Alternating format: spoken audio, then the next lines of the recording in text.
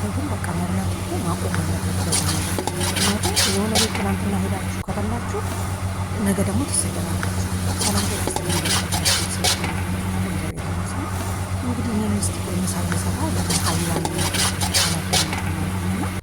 ትናንትና ሀቢባ እየተወሰደች ቪዲዮ ነበር እሱን ያዳመጥኩ። ከዛ ቀጣይ ደግሞ እየተወሰደን አየሁት ነው በጣም ተገረምኩ። ምክንያቱም ሀቢባ እንግዲህ ከዚህ በፊት ከተስፋ ጋር በጣም ናቸው ላይ ምናምን ነገር ሰው ያዳሉ ነገርና እንግዲህ ሀቢባ ቤቴ መከቱ አብልቼ ካጠጥቼ የቸገረውን ሰው በቤቴ አስረዳውልኝ ለምንድን ነው እኔ እናንተ ከተዋወቀ ሚዲያ ላይ ወጥተክ ሀቢባ አጭበርባሪ ናቸው ብለህ ከምትናገር ለምንድን ነው ለእኔ በውስጥ ያልነገርከኝ ብላ እንግዲህ ሀቢባ ተስፍሽን ወቅሰዋለች ማለት ነው። አያችሁ አሁን ሲገባኝ ሁለቱ ለምን እንደዚህ እንደሆኑ ታውቃላችሁ።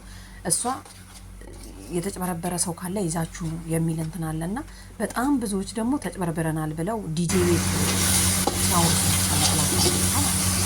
ሲቀጥል ደረሰኝ ናዝና ናዘት እሱ ደግሞ ምንድን ያለው የፈለገ ሰው ቤት ይምጣ እንጂ ሰው ቤት አልሄድም። አያችሁ ምክንያቱም ላይፍ ላይ የእሷ ቤት መሄድ አለበት ተስፍሽ ወይም ደግሞ ቤተሰብ ምን ልላችሁ ፈልጌ ይመስላችሁ የሰው ልጅ ማለት ነው የሆነ በቃ የሆነ ጊዜ ተገናኝታችሁ አብራችሁ ተገባብዛችሁ ቤት መጥቶ ቡና አፍልታችሁ ምናምን ነገር በቃ እንደ ውለታ ነው የሚያዘው ማለት ነው። ምክንያቱም ይሉኝታ እየያዛችሁ ስለዛ ሰው መናገር አትችሉም ማለት እኮ ነው አሁን ሀቢባ እንደምትለው። ምክንያቱም እኔ ጋብዤሃለሁ፣ አብልቼሃለሁ፣ አጠጥቼሃለሁ ስለዚህ እንዴት የበላኸውን እንትን ትላለች። አያችሁ አይደል? ስለዚህ በጣም ከሰው ጋር እኮ መግባባት በጣም ከባድ ነው ማለት ነው። ምክንያቱም የሰው ልጅ እኮ ባደረገው ልክ ነው። ምክንያቱም ሰውን ከወደድ ነው መጥፎ ነገር ሲያደርግ ይሄ መጥፎ ነው ብሎ ወደ ጥሩ ነገር የሚመልስ ነው ጓደኛ። ጥሩ ነገር ሲያደርግ ደግሞ ዋው ይሄ ጥሩ ነገር ነው ብሎ የሚያበረታታ ነው እንጂ እንዴት ነው ትላንትና ይሄ ሰው አብሮ ሆነና ደግሞ ብታይ ባለሙያ ነኝና ይህን ምሳ እየሰራው ነበር እነኝን አሳዎች ማለት ነው። መጨረሻ ላይ ግን ማውጣት አቅቶ ምናምን እንትን ሆነብኝ፣ በሰለብኝ። ምክንያቱም ሳይጠበስ ነበር እዚህ ውስጥ የገባው ማለት ነው። ሌላ አሰራር ነው ትላላችሁ። ያው በዛውም ሙያ የምንገራችሁ ጊዜ ነው እና ምን ልላችሁ ነው መሰላችሁ በጣም አስቸጋሪ ነው ከሰው ጋር አብሮ የመኖር እንትኑ ራሱ። ስለዚህ ሀቢባ እንግዲህ በጣም ነው የቀወጠችው። እንዴት ተስፍሽ እንደዚህ አይነት ነገር ይናገረኛል? መጥፎ ከሆነ ለምን በውስጥ አልነገርከኝም? ታወጣታለህ። ማስረጃ አለኝ ይዘህ የምትል ከሆነ ተበልቻለሁ ለሀቢባ ገንዘብ ሰጥቼ የሚሉ ከሆነ ወረቀት እርግጠኛ ነኝ። እኔ ግን ብዙዎች የሚወጡ ይመስለኛል ሳስበው።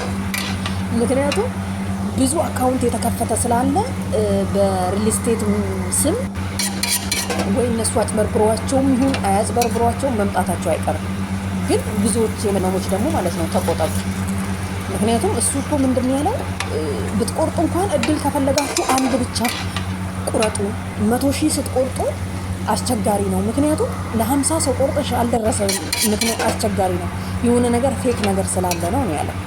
እኔ አጠፋ ብዬ አላግም በመጥፎ ነገር ነው። ምክንያቱም እኔ ስለበለጥኩት ነው ማስታወቂያ ተሰራለች ምናምን ነገር የሚሉት አሁንም አልተውም።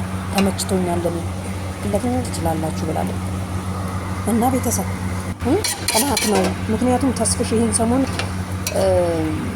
እንዳታዩለን እና ቤተሰብ ማለት ነው። አሁን ተስፍሽንና ሀቢባን ማስታረቅ አለባችሁ። ምክንያቱም ተስፍሽ አሁን የመዳም ቅመሞችን ሰብስቦ ይዟል። ምክንያቱም ምን ብሎ ነው የያዘው? ኑና የሰው ቪዲዮ ማየት ብቻ ለእናንተ ጥሩ አይደለም። ኑ ተማሩ፣ ላይቭ እንዴት እንደሚገባ ተረዱ።